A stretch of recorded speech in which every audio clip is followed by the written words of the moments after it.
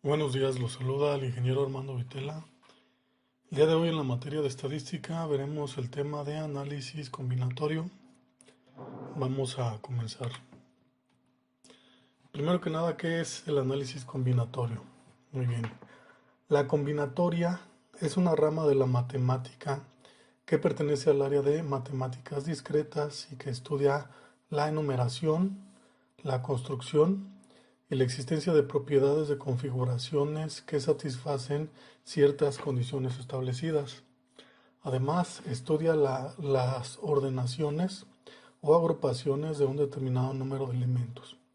El análisis combinatorio estudia los diversos arreglos o selecciones que podemos formar con los elementos de un conjunto dado, los cuales nos permite resolver muchos problemas prácticos. Muy bien, y tenemos una imagen aquí abajito que nos explica de manera general con un ejemplo qué es esto del análisis combinatorio.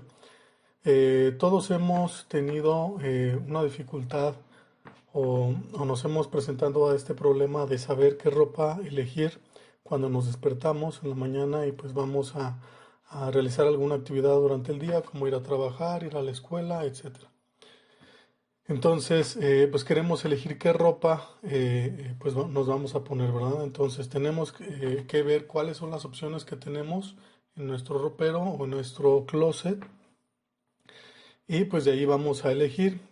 En la imagen se observa que tenemos pues tres tipos diferentes de camisetas o blusas y cuatro tipos de pantalones. Precisamente esto del análisis combinatorio se trata del estudio para saber cuántas opciones tenemos para elegir en este tipo de problemas. Es decir, podemos elegir ya sea utilizar el pantalón azul con la playera roja o el pantalón morado con la blusa verde, etcétera, etcétera. ¿Sale? Todas esas opciones que tenemos de elegir, eso es lo que se conoce como análisis combinatorio. Muy bien, vamos a continuar. Ok, otro tema que también está relacionado con el análisis combinatorio son los conjuntos o la teoría de conjuntos. La palabra conjunto generalmente la asociamos con la idea de agrupar objetos, por ejemplo, un conjunto de discos, de libros, de plantas de cultivo, y en otras ocasiones en palabras como rebaños, parcelas, campesinado, familias, etc. Es decir, la palabra conjunto denota una colección de elementos claramente entre sí que guardan alguna característica en común, ya sean números, personas, figuras, ideas y conceptos. La característica esencial de un conjunto es la de estar bien definido, es decir, que dado un objeto particular, determinar si éste pertenece o no al conjunto. Por ejemplo, si se considera el conjunto de los números dígitos, sabemos que el 3 pertenece al conjunto, pero el 19 no. Ok, para ustedes a lo mejor se les hace un poquito complicado esta referencia, pero pues es muy sencilla, solamente tenemos que entender lo que son los números dígitos. Los números dígitos son los que están formados por un solo número, ¿sí? Por ejemplo, el 3 es un número dígito y el 19 no, porque está formado por dos números que son dígitos entre ellos, el 1 y el 9. Pero el 19 como tal, junto, completo, no es un número dígito. Entonces, este 19 no pertenece al conjunto que estamos llamando nosotros el conjunto de los números dígito. ¿Sale? A eso se refiere. Vamos a continuar. Por otro lado, el conjunto de las bellas obras musicales no es un conjunto bien definido, puesto que diferentes personas pueden incluir distintas obras en este conjunto. ¿A qué se refiere esto último? Que si nosotros nombramos, por ejemplo, un conjunto el número de las obras musicales, eh, bellas, ¿sí? Porque son bellas obras musicales, se refiere a aquellas obras musicales que tienen una preferencia para una persona. Aquí no se puede tomar esto como un conjunto, ¿por qué?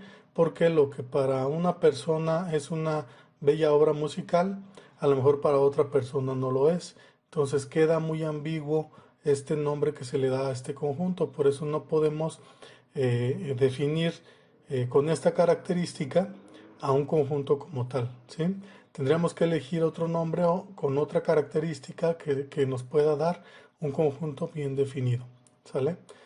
Los objetos que forman un conjunto son llamados miembros o elementos. Por ejemplo, el conjunto de las letras del alfabeto A, B, C, D, E, F, G, etcétera, que se pueden escribir de la siguiente manera. Siempre que escribamos un conjunto que esté formado por letras o números, le vamos a poner llaves al principio y llave al final, ¿sale? En este caso estamos poniendo al conjunto de las letras del abecedario del alfabeto A, B, C, D. Los tenemos que separar por comas, cada elemento, ¿sí? Cada elemento es cada letra y tiene que estar, como les había comentado desde un principio, tiene que iniciar con una llave abierta y tiene que cerrar con una llave pues cerrada, ¿sale? De esta manera identificamos que es un conjunto del que estamos hablando, ¿sale? Muy bien. A continuación vamos a continuar con otro tema que son los diagramas de Venn. Los diagramas de Venn se usan para mostrar gráficamente la agrupación de cosas o elementos en conjuntos, representando cada conjunto mediante un círculo o un óvalo. La posición relativa en el plano de tales círculos muestra la relación entre los conjuntos. Por ejemplo, si los círculos de los conjuntos A y B se solapan, se muestra una área común a ambos conjuntos que contiene todos los elementos contenidos a la vez tanto en A como en B. Si el círculo del conjunto A aparece dentro del círculo del otro B, es que todos los elementos de A también están contenidos en B. Si se fijan en la imagen, tenemos dos círculos y ambos círculos están superpuestos o sobrepuestos en una parte de cada uno de ellos, la cual está sombreada en un color rojo, ¿sí? Entonces, cada círculo por separado se refiere o hace referencia a un conjunto, que puede ser, por ejemplo, el del lado izquierdo, podemos ponerle el conjunto A, y el del lado derecho le podemos poner el conjunto B.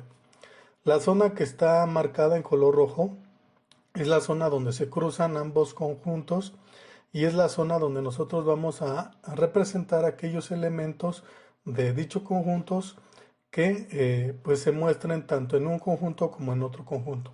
Es decir, que estén compartidos, ¿sí? Que los mismos elementos del conjunto A los tengan en el conjunto B. Eso se refiere este solapamiento de los conjuntos con estos diagramas de Venn. Muy bien, vamos a continuar. Ahora vamos a estudiar el tema de diagramas de árbol. ¿Qué es un diagrama de árbol? Un diagrama de árbol es una herramienta que se utiliza para determinar todos los posibles resultados de un experimento aleatorio. En el cálculo de la probabilidad se requiere conocer el número de objetos que forman parte del espacio muestral. Estos se pueden determinar con la construcción de un diagrama de árbol.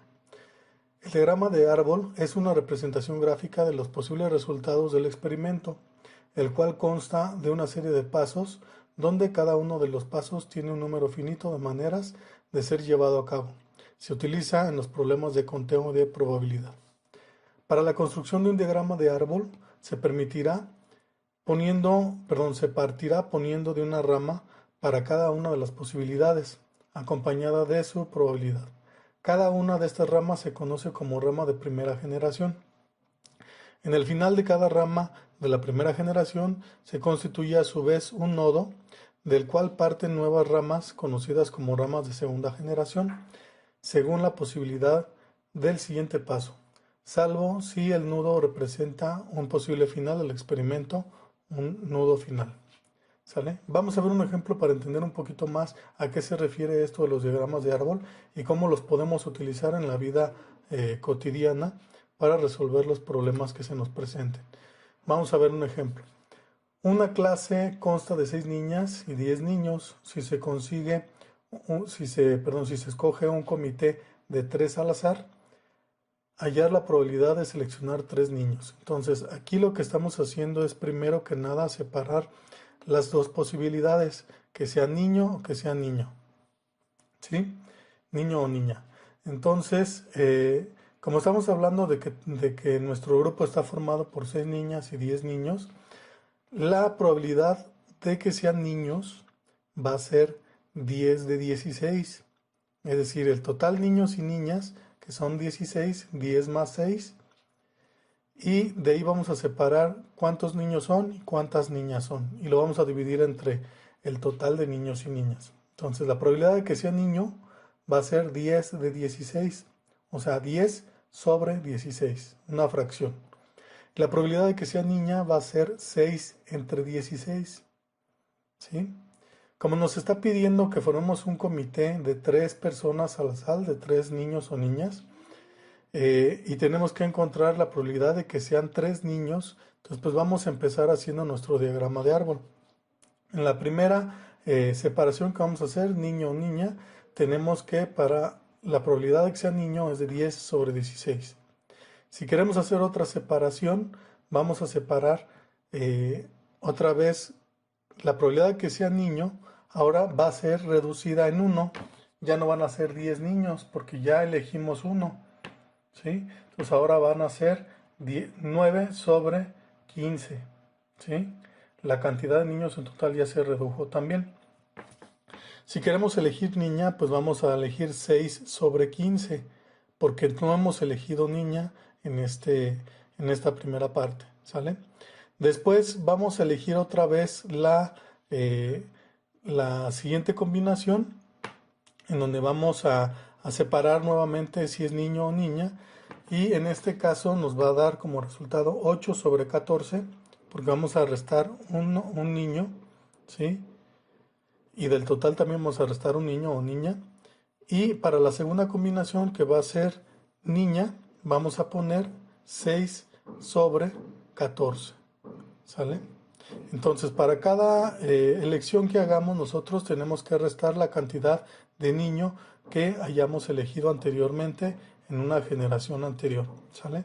Si queremos resolver este problema y saber cuál es la probabilidad de seleccionar 3 niños, nos tenemos que ir a esta primera línea, que es la de hasta arriba, ¿sí? Es decir, elegir niño, otra vez niño y nuevamente niño, ¿sí? Porque yo pudiera elegir niño, niño y niña, o pudiera elegir niño, niña, niño, o niño, niña, niña, ¿sí? O cualquiera de las otras posibilidades, pero nos está pidiendo que calculemos la probabilidad de 3 niños. Entonces nos vamos a la probabilidad de niño, que es 10 sobre 16, y lo vamos a multiplicar por la probabilidad de niño otra vez, que es 9 sobre 15, y lo volvemos a multiplicar por la probabilidad de niño nuevamente, que es 8 sobre 14. Si multiplicamos estas tres fracciones, nos va a dar como resultado 0.214, ¿sale? ¿Cómo se hace esta multiplicación de fracciones? Muy sencillo, hay que multiplicar 10 por 9 por 8, ¿sí? Y luego abajo tenemos que multiplicar 16 por 15 por 4, ¿sí? El resultado que nos dé arriba lo vamos a dividir entre el resultado que nos dé abajo. Y entonces sí nos tiene que salir 0.214. Muy bien, vamos a continuar con el siguiente ejercicio. Siguiente ejemplo, también de diagrama de árbol. Dice, en el menú de una fonda, ¿sí? Sabemos que una fonda pues es un restaurante pequeño. Solo ofrecen limonadas que pueden ser pequeña, mediana o grande, y con hielo o sin hielo. Entonces, si hacemos nosotros nuestro diagrama, primero ponemos, por ejemplo, si se va a querer con hielo o sin hielo. Para hielo tenemos que elegir si es pequeña, mediana o grande, perdón. Entonces obtenemos una limonada que va a ser con hielo pequeña, una limonada que va a ser con hielo mediana y una limonada que va a ser con hielo grande, ¿sí? La segunda opción que tenemos también para elegir es sin hielo. Si elegimos sin hielo, podemos elegir pequeña, mediana y grande también. Entonces tendríamos una limonada sin hielo pequeña, una limonada sin hielo mediana y una limonada sin hielo grande. En total tendríamos 6 posibilidades para elegir, ¿sale? Entonces con este diagrama de árbol, que está un poquito más sencillo, aquí no están involucrando probabilidades, pero también nos sirve para conocer pues cuáles son todas las posibilidades que tenemos nosotros para tomar una elección, ¿sí? Este tipo de diagramas son precisamente para eso, para ayudarnos a tomar decisiones. Muy bien, entonces continuamos con el siguiente tema, que son permutaciones.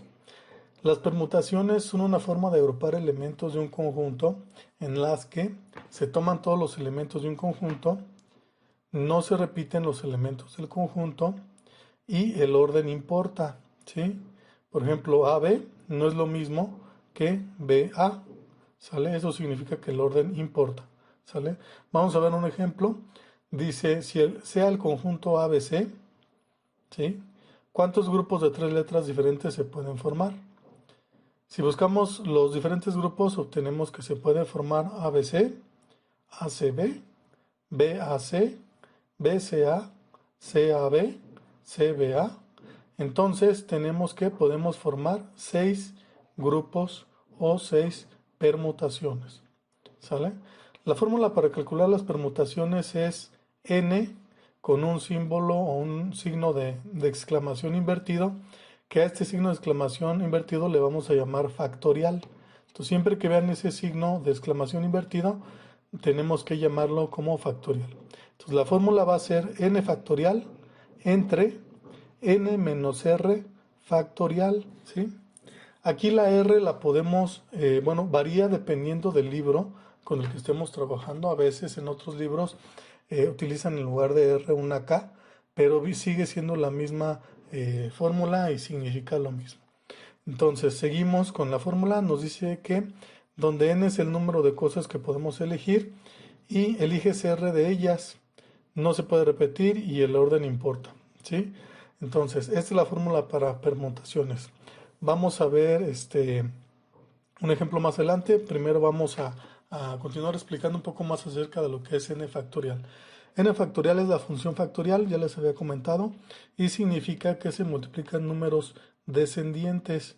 Por ejemplo, si queremos calcular 4 factorial, tenemos que multiplicar 4 por 3 por 2 por 1. Si queremos calcular 7 factorial, tenemos que multiplicar 7 por 6, por 5, por 4, por 2, por 1, ¿sí? Son todos los números descendentes. Y si queremos calcular 1 factorial, pues es igual a 1, ¿sí? Porque ya nada más nos queda ese número. Muy bien, continuamos. Veamos un ejemplo de permutaciones. Si tenemos a 3 elementos y queremos colocarlos en 2 posiciones, ¿de cuántas maneras podemos realizarlo? La solución, utilizando la fórmula que acabamos de ver, pondríamos arriba 3 factorial y abajo pondríamos 3 menos 2 factorial y hacemos las operaciones. El resultado nos daría 3, arriba nos quedaría 3 por 2 por 1 y abajo, como tenemos que restar 3 menos 2, nos quedaría 1 factorial. Acuérdense que 1 factorial nos daba como resultado 1 y si multiplicamos 3 por 2 por 1 nos da 6. Entonces el resultado para esta permutación y el número de combinaciones que podemos hacer son 6, ¿sí?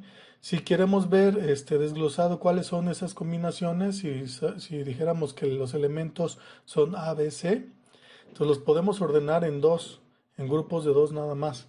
Entonces ordenaríamos AB con B con A con C, C con A, B con C y C con A, ¿sí? Acuérdense que no se pueden repetir. Entonces, esta sería la respuesta para este ejemplo. Muy bien, veamos otro ejemplo de permutación. Dice, Eduardo, Carlos y Sergio se ha presentado a un concurso de pintura. El concurso otorga 200 pesos al primer lugar y 100 pesos al segundo lugar. ¿De cuántas formas se pueden repartir los premios del primer y segundo lugar? Primero identificamos cuál es n. N es 3, que es el número total de elementos, ¿sí?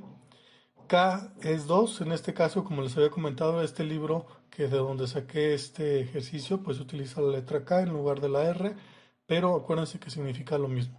Entonces K en este caso es 2, que es tomados de 2 en 2, porque vamos a tomar de 2 en 2 los grupos. Entonces, para calcular las permutaciones, pues igual utilizamos la misma fórmula, n factorial entre n menos k, acuérdense que la k puede ser k o puede ser r, y multiplicado por el factorial, ¿verdad? Entonces, pues calculamos igual 3 por 2 por 1 nos da como resultado 6, 3 menos 2 nos da 1 factorial, 6 entre 1 pues sigue siendo 6. Entonces tenemos 6 formas o 6 permutaciones de las que nos da como resultado en este ejercicio. ¿Sale? Pues muy bien, por su atención les agradezco. Cualquier duda que tengan pueden contactarme por WhatsApp. Les pido que a continuación entren a la página de Google Classroom para que resuelvan los ejercicios y preguntas que les he dejado de trabajo. Les repito, cualquier duda pueden preguntar.